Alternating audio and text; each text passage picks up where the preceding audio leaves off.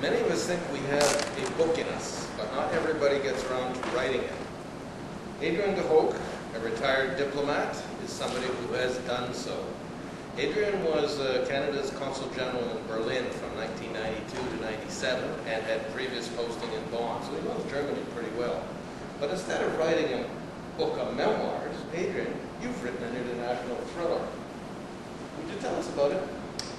Well, the posting I had in Berlin from 1992 to 97 was a time when Berlin was going through tremendous transition, political, economic, cultural. And I thought, why not try to capture the atmosphere in this great city when 100 years of history were kind of coming to an end. And I had a choice. I could either write a memoir or I could write a novel. And I thought that with a novel, it would be much easier for me to capture the full history of the city and the full history of Germany, create more interesting characters, and to come up with a plot that would keep the reader's interest going, and perhaps come up with something to read that would be more interesting for a wider audience. How long did it take you to write it? Well, I began writing it when I was in Germany. I was writing in my spare time, evenings, weekends. Took me altogether about 4 years. If I were to count the hours, perhaps it was the equivalent of a full year of work over 4 years. Serious stuff. Okay, here's the question that all would-be writers want to know. How do you find a publisher? I went through exactly the same process that many people who I've met since I began writing have gone through, which is you send your book proposal off to one publisher after another.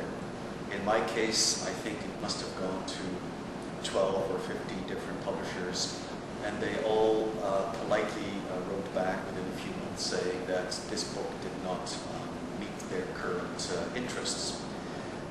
I had a friend in Berlin who read the manuscript, and he had some contacts, which led to further contacts, and eventually he ended up writing a letter to a German literary agent who was just starting out a literary agency in Berlin. She read the manuscript, and she thought that she ought to try to find a German publisher for it, which she then did.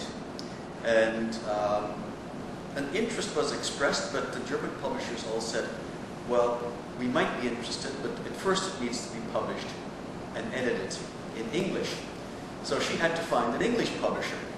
So she went to the Frankfurt Book Fair and approached a number of Canadian publishers there, and several of them asked them to see the manuscript.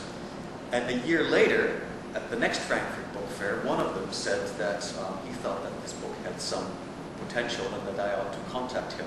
So what she basically did was to take my book and take it sort of from the bottom of the pile on the publisher's desk and sort of took it and put it up a little bit higher. So who is your publisher? It's a publishing house in St. John's, Newfoundland. Oh, good.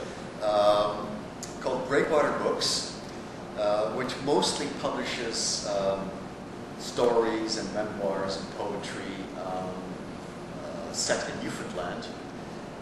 So my book is actually somewhat of a departure for them. But the president of Breakwater Books, his name is Clyde Rose, an absolutely charming individual. I asked him, why did you publish my book? And he said, well, I thought some of the characters were neat. But he took the plunge, and here we are. I know that you've been doing a lot of promotion on your own. I've seen you around Ottawa bookstores. Is that something that you really have had to undertake on your own, or do you have an agent? Do you have somebody helping you with all of this stuff? There's no one with expertise who is helping me.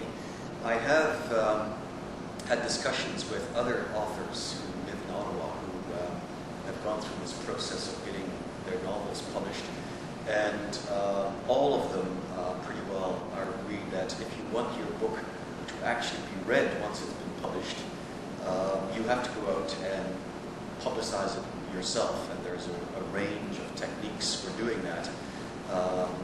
But you have to have the initiative. I would say that's the third big hurdle with a book. The first is writing it, the second is getting it published, and the third is getting it out to the public. And you have to be a real activist to get it, to get people to be aware that it exists. Has it been reviewed in the Ottawa papers? Not in the Ottawa papers, although I met with a retired Ottawa citizen journalist very recently who has read the novel and quite liked it, and he wants to do a piece in the next few weeks. It's been reviewed in the Hamilton Spectator. It's been reviewed by some cultural magazines online, and it's been reviewed in some Newfoundland newspapers. So the reviews are very, very satisfying for me.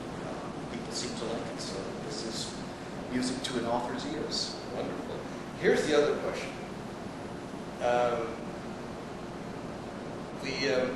When you write fiction, but based on your own experiences, how much of it is real? Are these based on real people and real events that you knew, that you lived through, that you saw? I took great pains to make sure that nobody that I knew would be able to find themselves in my novel. Some of the characters perhaps are composites of people, or some of the characters may have character traits which you might see in other people, but there is no individual who could say that's me, including myself. I have read reviews of other authors or biographies, and frequently one of the accusations is that an author puts himself too much into a book. So I absolutely made clear that no one could say that. The events, though, in the novel, which took place in Berlin in the period 1992 to 1994, which is when the action unfolds, many of those events were real. For example, the departure of the Russian army from German soil in 1994, which is described in the book. I saw that happening, and very powerful visual imagery to see these endless lines of military columns on the German autobahns heading back east, back to Russia. Other events in the novel, such as Gorbachev, the ceremony involving Gorbachev in the Reichstag, where he receives the Order of Berlin for his role in allowing Germany to reunify. That actually happened, and I was there. So there were many events which are in the book which actually happened while I was there on posting. We forgot to mention the title of the book, which is called The Berlin Assignment. Adriaan, what's your next book? Well, I've been working over the last couple of years on a book which I think will probably be called Borderless Deceit. And it's a story about an intelligence analyst working in the department, a man with a tremendous ability to do big picture geopolitical thinking. And he's in charge of the intelligence relationship with the United States. And so he has access to unbelievable amounts of information. And he abuses the privilege of having access to this information. And then the story unfolds about what he uses this information for, and how he becomes a suspect in a significant problem that the Department of Foreign Affairs develops. And the story then unfolds and continues, and eventually he has to go on the run. Whatever else it is, it's very topical. Adriaan de Hoog, author of The Berlin Assignment. Thank you very much. Thank you very much, Rick.